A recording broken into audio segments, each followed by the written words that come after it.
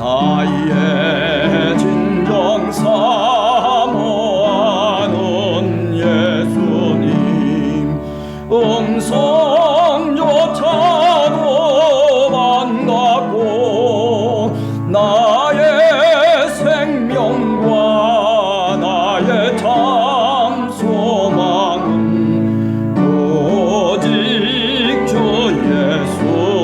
예수뿐일세.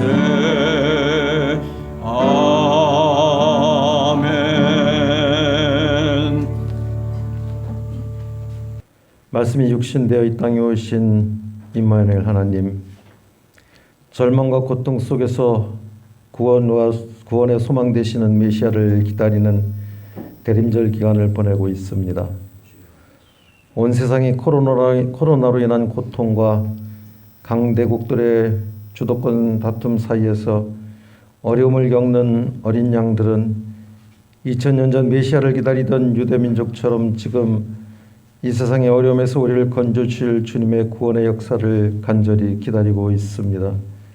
거룩하신 여호와 하나님, 나약한 우리의 힘과 능력으로는 속수무책일 수밖에 없는 팬데믹 상황에 각 나라마다 각국의 자국의 이익을 위해 출입국을 제한하고 상품의 수출을 통제함으로 선진국들만 점점 더 반사이익을 취하고 뒤쫓아가던 중진국이나 개발도상국들은 고래 싸움에 새우등 터지는 형국 속에 독재자들은 장기 집권을 획책하는 기승을 부리며 또 오히려 그로 인해서 난민이 속출하고 말할 수 없는 고통 속에 민초들은 너무나 시달리고 있습니다.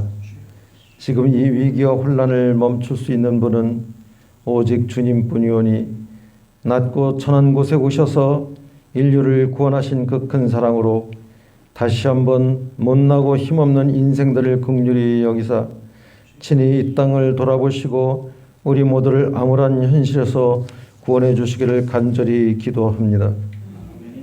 자비로우신 아버지 하나님, 대림절 기간을 지내면서도 말과 행실에 주님의 자녀다운 모습으로 살지 못하고 세상적인 탐욕에 물들어 살아온 우리의 죄악된 삶을 용서해 주시고 믿음의 주여 세상을 온전케 하려 오신 예수를 바라보며 좀 더 확고한 믿음으로 다시 오실 주님 앞에 설 때 부끄럽지 않은 주의 자녀로 살아가게 인도하여 주시옵소서.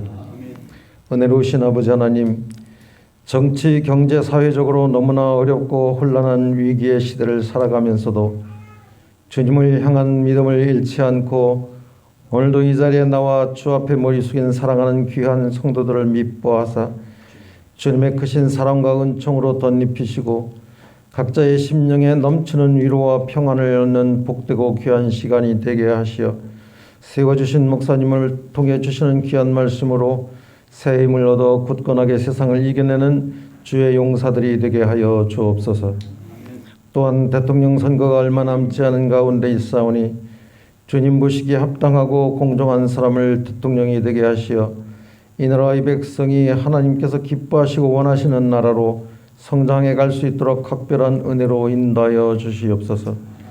찬양으로 주님의 영광을 높이는 샤론 찬양대에 주님의 은혜를 더하여 주시옵시고 주의 이름을 봉사하기 위하여 봉사하는 손길들을 축복하여 주시고 한 주간도 임마누엘 주님을 기다리며 어려운 이웃을 돌아볼 수 있는 주의 자녀들이 되게 하여 주옵소서. 생명과 빛으로 오신 예수 그리스도 이름으로 기도드리옵나이다. 아멘.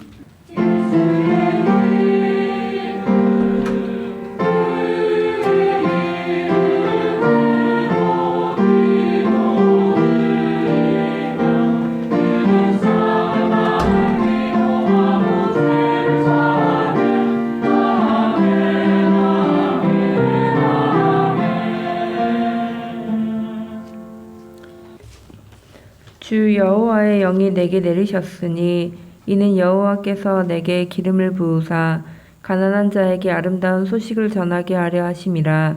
나를 보내사 마음이 상한 자를 고치며 포로자에게 자유를 갇힌 자에게 노임을 선포하며 여호와의 은혜의 해와 우리 하나님의 보복의 날을 선포하여 모든 슬픈 자를 위로하되 무릇 시온에서 슬퍼하는 자에게 화관을 주어 그 죄를 대신하며 기쁨의 기름으로 그 슬픔을 대신하며 찬송의 옷으로 그 근심을 대신하시고 그들이 의의 나무 곧 여호와께서 심으신 그 영광을 나타낼 자라 일컬음을 받게 하려 하심이라.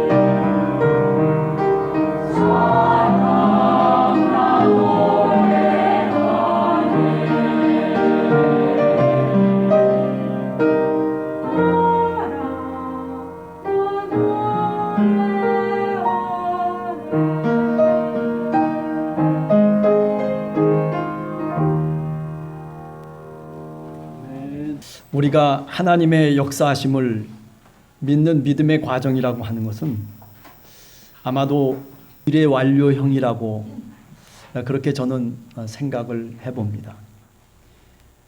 현재의 시점에서 미래에 완료될 그런 하나님의 구원을 믿고 그리고 고백하면서 우리가 찬양하기 때문입니다. 우리가 늘 읽는 성경은 대체로 이런 관점에서 기록되었다, 그렇게 말씀드릴 수 있습니다.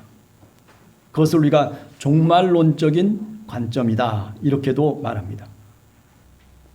우리가 히브리서 11장 1절에도 보면 믿음은 바라는 것들의 실상이요 보지 못하는 것들의 증거다, 이렇게 말씀하고 있지 않습니까?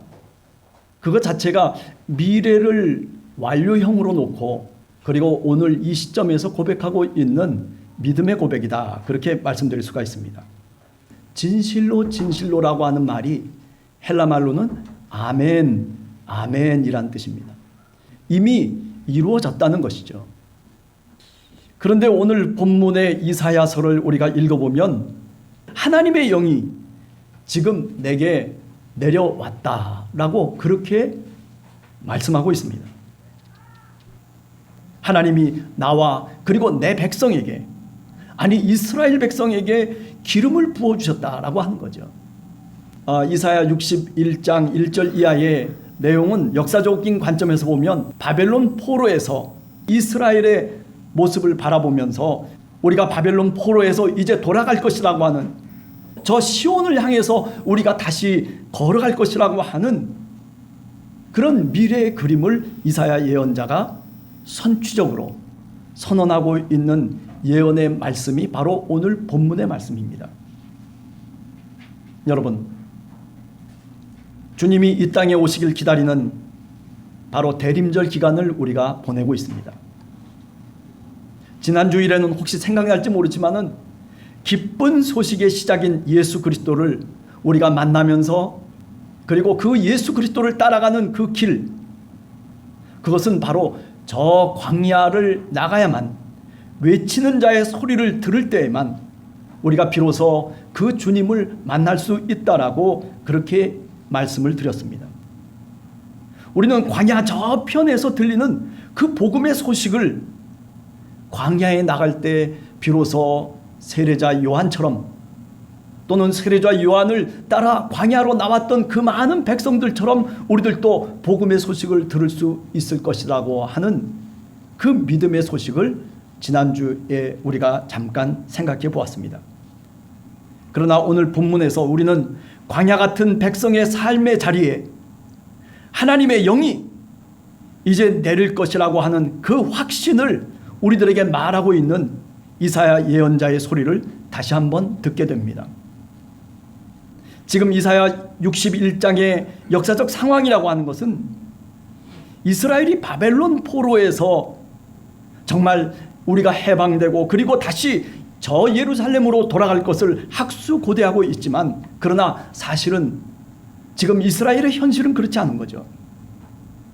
도래하지 않은 그 미래를 절망 속에서 지금 이스라엘 백성들이 함께 느끼고 있는 그 모습을 반영해 주는 본문이 바로 오늘 우리가 읽은 이사야 61장의 본문입니다. 바벨론의 거대한 제국에 힘없이 무너진 이스라엘 백성들, 노예가 되고 그리고 종살이를 하면서 이방 땅에서 살아가고 있는 이스라엘의 마음을 오늘 우리는 이사야 예언자를 통해서 듣게 되는 것입니다. 그들은 바로 가난한 자들이었습니다. 애통함이 가득 차 있는 그런 백성의 소리를 이사야 예언자가 다시 한번 우리들에게 말씀하고 있는 겁니다. 자, 그럼에도 불구하고 이사야 예언자는 절망하지 않고 있습니다. 저 종말에 이 모든 것들이 다시 역전하고 그리고 다시 하나님의 영광이 드러날 것을 확신하면서 고통 가운데 있는 이스라엘 백성들에게 말씀하고 있는 것이라는 말씀입니다. 우리가 잘 알듯이 예수 그리스도 우리 주님의 시대에도 이런 해방과 은혜의 날을 그 당시 많은 백성들이 사실은 학수고대하고 있었습니다. 로마의 압제와 그리고 유대 정치 종교 지도자들이 쳐놓은 율법의 그물 때문에 그 많은 백성들은 무거운 짐을 메고 그리고 숨을 헐떡이면서 살아가야 되는 형편이었습니다. 그들의 마음속에는 이제 이 시대가 다시 바뀌어지기를, 그렇게 고대하고 있었던 이스라엘 백성들이었습니다. 하나님의 영이 그리고 해방과 평화를 주는 그 하나님의 능력이 메시아 종말의 때에 다시 임하기를 고대하면서 기도하면서 그러면서 살아갔던 그 시대의 백성들을 오늘도 우리는 분명히 알고 있습니다. 출애굽을 경험했던 이스라엘 백성들처럼 그때에도 하나님께서는 그 낮고 천한 백성들의 탄식 소리를 들으셨습니다. 아무도 찾지 않는 광야와 그리고 저 요단강에서 하나님은 여호와의 영을 부어주셨습니다. 거룩하고 화려한 예루살렘 저 산 언덕에서가 아닙니다. 바로 세례자 요한에게 예수님이 요단강에서 세례를 받을 때에 성령이 임하신 것입니다. 화려한 비단 옷을 입고 하루도 부족함 없이 잘 사는 세상의 부자들에게 내린 것이 아닙니다. 뭔가 율법을 통해서 또는 뭔가 내가 갖고 있는 권력을 통해서 자신을 자랑하면서 살아가던 사람들에게 성령이 임한 것이 아니라는 말씀입니다. 마음을 내려놓고 살아가는 그 당시에 많은 가난한 사람들, 그들에게 바로 성령이 임하시고 하나님의 영과 능력이 임하셨던 것입니다. 가난한 자에게라고 오늘 이사야 예언자는 말씀하고 있습니다. 마음이 찢어져서 아파하는 사람들에게, 시온이라고 하는 그 산 위에서도 눈물을 뿌리는 자들과 그리고 죄를 뒤집어 쓰고 가슴을 치던 사람들에게 하나님의 영이 임했던 것입니다. 이사야 선지자의 예언처럼 세상에서 기막힌 일을 당하면서도 어디에 가서 그 기막힌 사연을 얘기할 수 없는 그런 나약한 사람들, 아니 이제는 삶의 의미와 보람을 잃어버리고 그리고 방황하면서 살아가고 있는 사람들, 예수님은 그들을 찾아가서 하나님의 영을 허락해 주셨습니다. 자, 그렇다면 오늘을 사는 우리 시대는 과연 그때와 얼마나 다를까 생각을 해봅니다. 어떻습니까? 우리가 마태복음 5장 3절 이하를 저는 생각해 보고자 합니다. 주님은 어떤 사람들이 천국의 주인공이고 어떤 사람들이 복 있는 사람들이냐라고 말씀을 하고 계십니다. 잘 알듯이 팔복에 보면 어떤 사람입니까? 심령이 가난한 자, 애통하는 자, 온유한 자, 줄이고 목마른 자, 긍휼히 여기는 자, 마음이 청결한 자라고 그렇게 말씀하고 있습니다. 아니 어떤 형편과 어떤 어려운 여건 속에서도 좌절하지 않고 그래도 하나님을 붙들며 무릎을 꿇고 기도하는 바로 그런 신앙인들을 가리키고 있다라고 말씀드릴 수 있을 것입니다. 각색 병든 자와 그리고 버림받은 자들을 우리 주님께서는 찾아다녔다는 것, 우리는 공감복음서를 읽을 때마다 분명하게 깨닫게 됩니다. 바로 그런 사람들에게 하나님의 영이 임하고 그리고 그런 사람들에게 주의 사명자로 살게 한다는 이야기가 바로 예수 그리스도의 스토리입니다.